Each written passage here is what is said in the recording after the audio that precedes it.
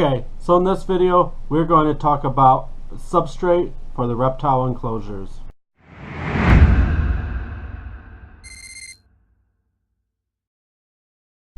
Okay, so now I understand this subject may be a little bit of a hot topic issue. People have strong feelings one way or the other on using particular different substrates for your reptiles.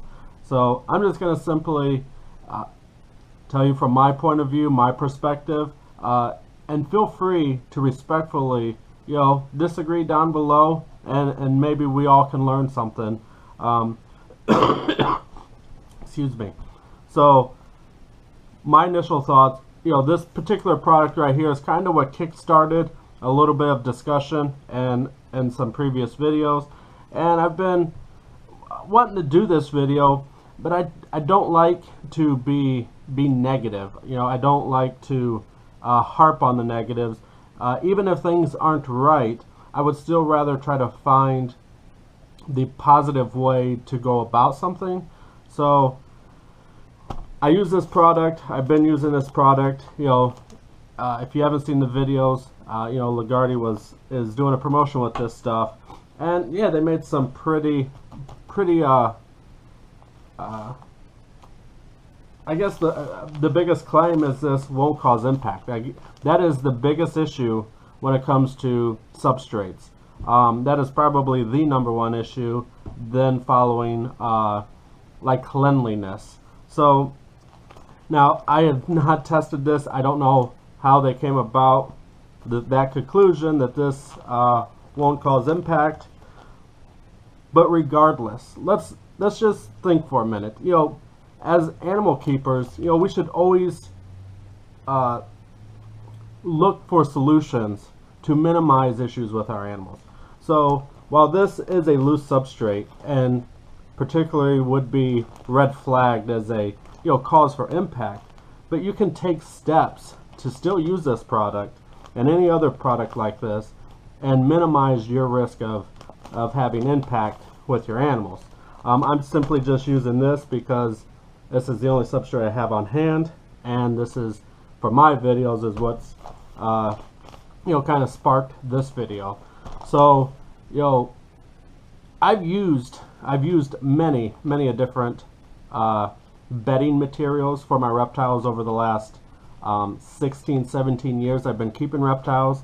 I mean, I've done newspaper, I've done different types of organic, I guess you would say, like the wood chips, corn cob. I've never used like the cotton stuff or the colored, like you see a pink and they're blue.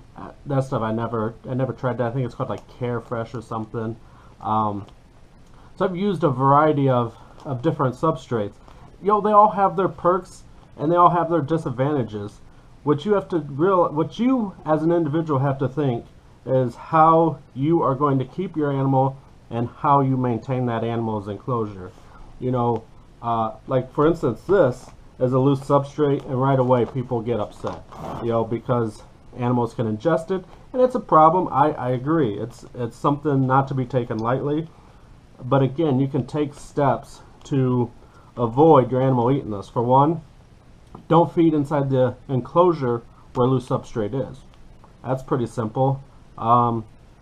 You could also create a food dish, so that way the animal, if they miss, they're in a dish, no loose substrate there.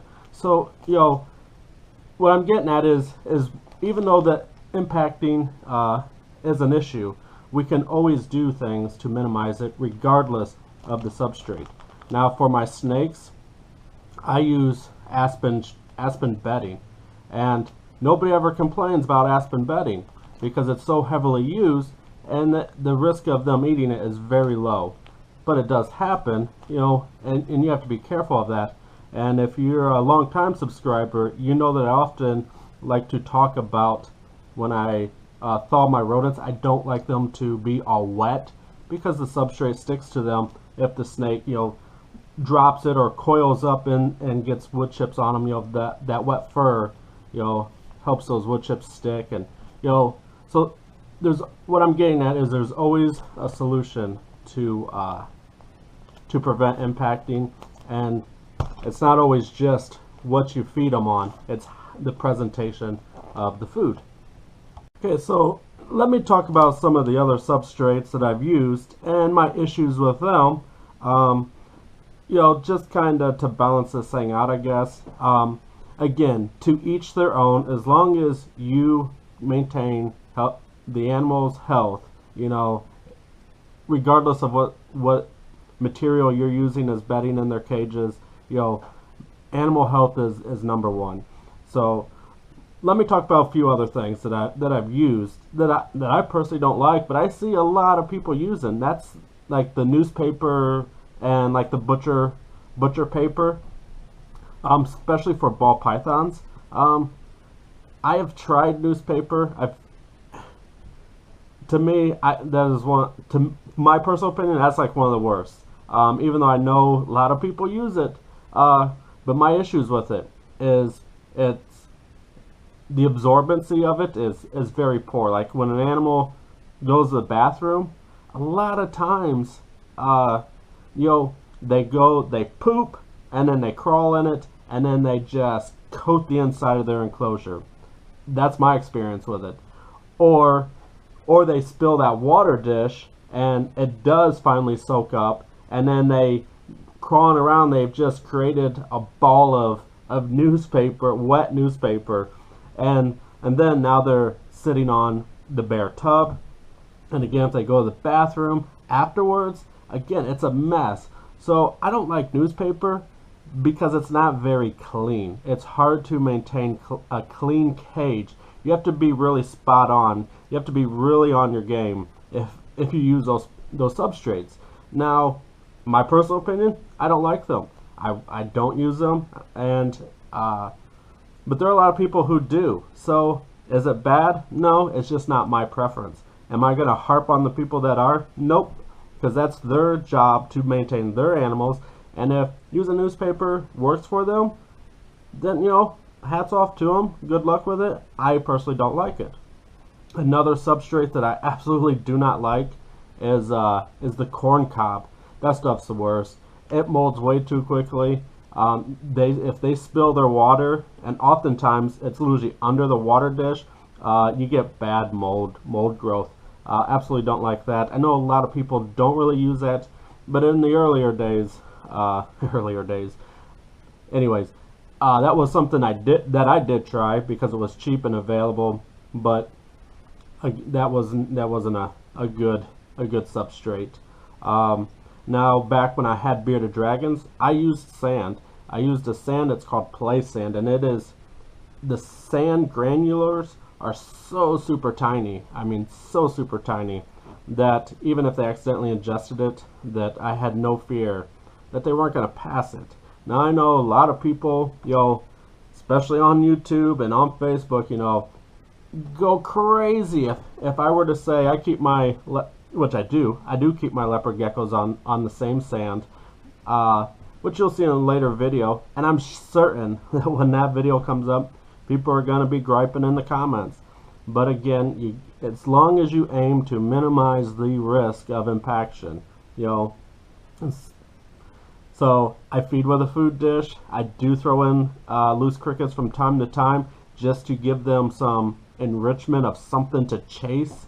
But yeah, they do get mostly mealworms in a dish with their calcium powder. So, you know, I'm not really concerned about it, but it is something I pay attention to. If I'm in there feeding and I see them, you know, missing crickets left and right, and they just come up with a mouthful of sand, you know, that's going to be an issue, and I will address it at that time. Probably feed less crickets or create a dish where the crickets are in or something. But you know, my particular two leopard geckos aren't too crazy about, you know, I don't know, maybe it's just because I feed them well that they don't really chase crickets unless they have a, I don't know what I'm saying, but they don't seem to be very aggressive at eating crickets, and I think it's just because they're well fed. So sand, that's another one people get very, very irate about. They lose their mind over it. You know, and I understand, but just always remember, you catch more flies with sugar than vinegar. So another substrate I already mentioned earlier, I use aspen, which is what I primarily use for all the snakes. It is what I use it for all the snakes. Good substrate. Sometimes you do have to watch that there is larger splinters in there. And so when I dump fresh bedding in the cage, I always kind of fluff it around and look for those larger sticks. And if I find any, I simply remove them and leave the softer, flakier stuff in there. So let's see, what else is there? We covered a lot. There's like Zoomed has those bigger chips, which I like those. I like the way they look. But the problem with them, they're not very absorbent. So if you got an animal goes to the bathroom, it kind of just, goes through the nuggets of chips. The Reptile bark maybe is what it's called. I don't remember. Anyways, so it's not very absorbent, but it's great for humidity, but it doesn't really absorb bathrooms. So to me, again, it just all comes down to how well you clean, the regiment you keep on cleaning, and the environment you keep them in. Like I said, it all comes down to the individual person. There is no right answer for everything. We all do things slightly different. At the end of the day, we all have the same goal, to have healthy animals that we love to keep. And I think we need to calm down a bit and just work together instead of just always spitting anger. I'm certain when my leopard gecko cage is complete and I show you guys that, I'm certain that I will get some comments, because there will be loose sand in there, and it's a risk, and it's something that is part of the design I'm putting together to minimize it. But but we'll get into that if that day comes. So I just wanted to put this video out there. There was some comments. There were some more comments. I don't remember exactly because I don't have it pulled up about this one. Let's see, like odor control. I'm certain that they've tested that and figured that out. I certainly haven't. Doesn't smell very bad since I've been using it, and I've been using it for the geckos, the crested geckos. And actually, my jungle carpet python is now on this, but he's always up in his branches. So let's see. I don't remember what was the other thing. Let's see. The won't cause impact. I guess that was one of them. Odor control. Pricing. Now pricing. You can't blame pricing on these guys. That's just going to be the individual. The sellers of this stuff. I know somebody has complained because they paid $15 for this bag, which I guess is probably a little expensive. But I tell you what, I was at a reptile show in Indiana. I paid $20 for a bag of this stuff. So 15 doesn't sound so bad, but again, you can't. That's not Lagarde's fault. That's just the markup of the resellers, So I can't fault Lagarde for that. That's just not part of Sure, they could offer it for less, but I guess.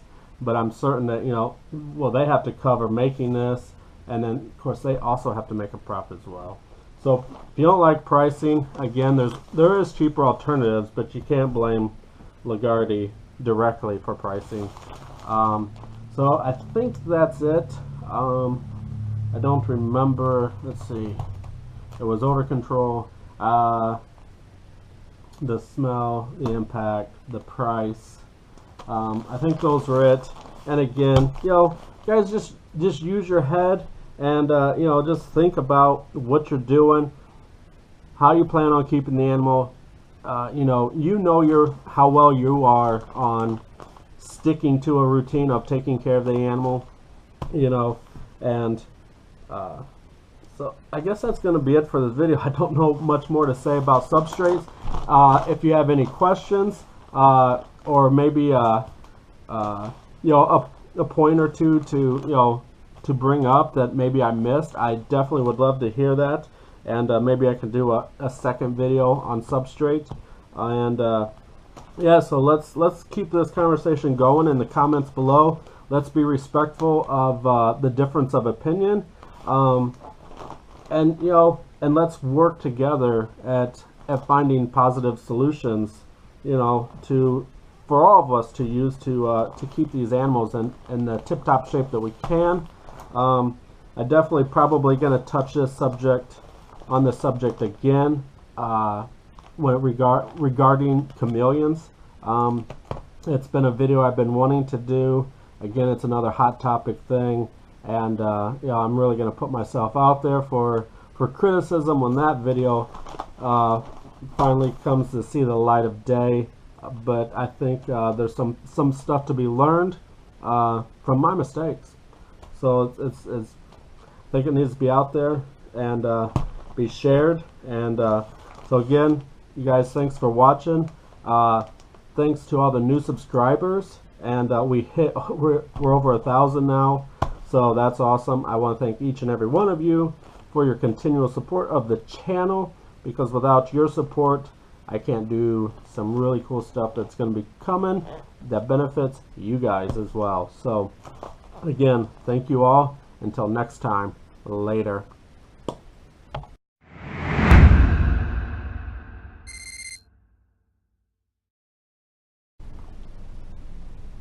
Oh, you're still here. It's over. Go home.